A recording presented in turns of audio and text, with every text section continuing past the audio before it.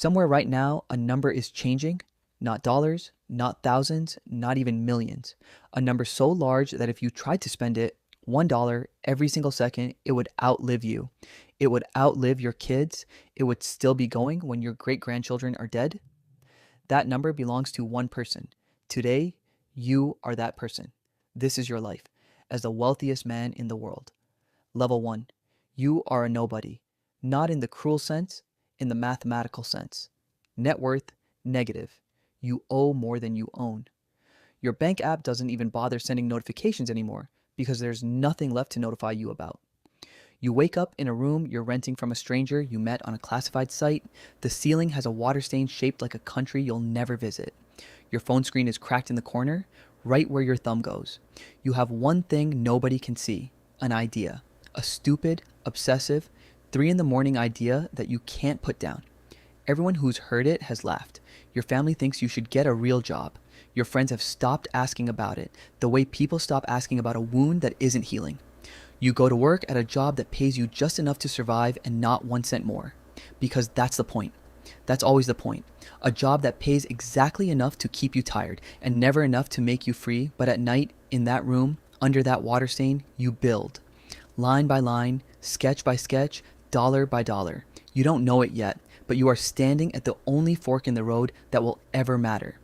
Give up like everyone expects you to, or become something the world has no name for yet. You choose the second one. Level 2. You are a believer, which in the real world is just a polite word for a person everyone thinks is insane. You've quit the job. Your savings, all $600 of them, are gone. You're living off instant noodles and a stubbornness that borders on a personality disorder. Investors say no, 97 of them. You keep the rejection emails in a folder, not to torture yourself, but because one day you're going to reread every single one of them from the other side of a bank account they can't imagine. Somewhere around rejection number 40, something happens that nobody warns you about. It stops hurting the same way. The no's start sounding like white noise. You've built a kind of armor that only comes from being told you'll never make it so many times that the words lose their shape. Then, investor 98 says something different. Okay, I'm in. 2 words, and your entire life splits into a before and an after. Level 3. You have a company now, a real one, with a logo, a bank account, and employees who are betting their own futures on your obsession. This is the most dangerous level of all, and nobody tells you that, because now you're not just risking your own life, you're risking theirs too. Every payroll you make on time feels like a small miracle. Every payroll you almost can't make, you carry alone at 2 a.m. staring at a spreadsheet that refuses to add up in your favor. You stop sleeping like a normal person. You start sleeping like a soldier in fragments, ready to wake at any second. The product launches, it's rough, it breaks, people roast it online, but underneath the mockery, something is happening that you can feel before you can prove it.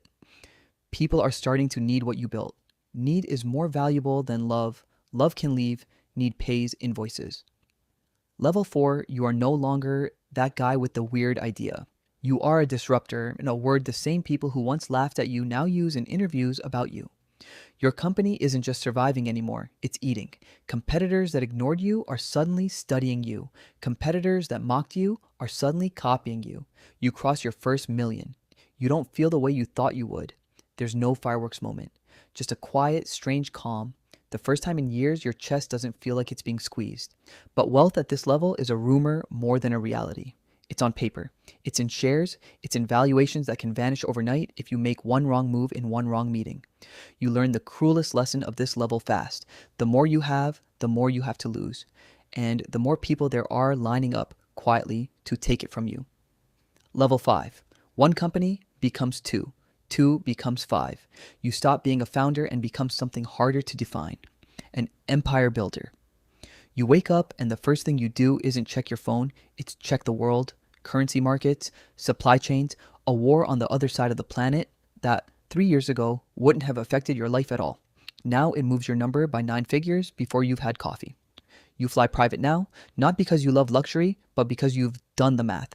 Your time is worth more than the ticket.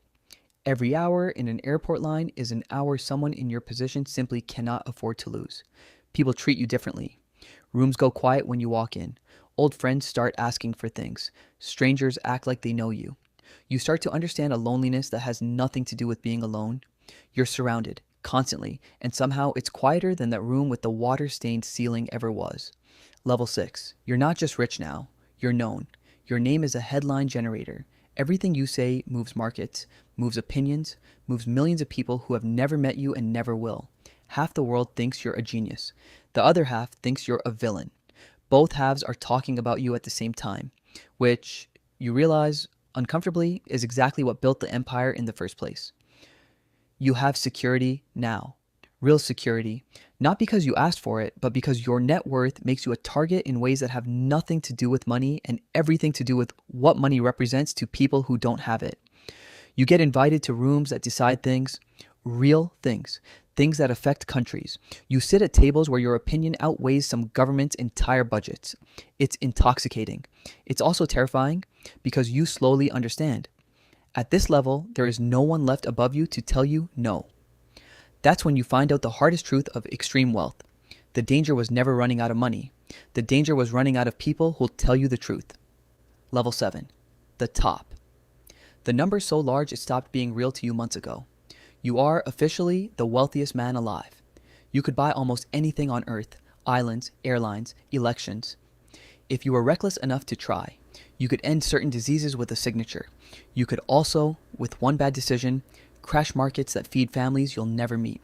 And here's the part nobody prepares you for. The finish line you spent your entire life running toward. It isn't a finish line at all. There's no gate that opens, no voice announcing you've won. There's just more. More responsibility, more scrutiny, more people who need something from you, and fewer people who just want to know how you're doing. You think back to that kid under the water-stained ceiling, broke, laughed at, certain of nothing except one obsessive idea he refused to let go of. He would look at you now and call this a miracle. You're not so sure anymore because the truth about the top, the real, unfiltered truth, is that it doesn't feel like arriving. It feels like being the last person standing in a room that keeps getting emptier the higher you climb. You are the richest man in the world. And somewhere, tonight, in a room just like the one you started in, someone else is staring at a cracked phone screen, refusing to give up on a stupid idea at 3 a.m. The cycle never actually ends.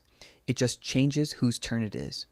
If you made it this far, drop a comment telling me which level hit hardest, and subscribe because next time we're doing this again from a completely different life.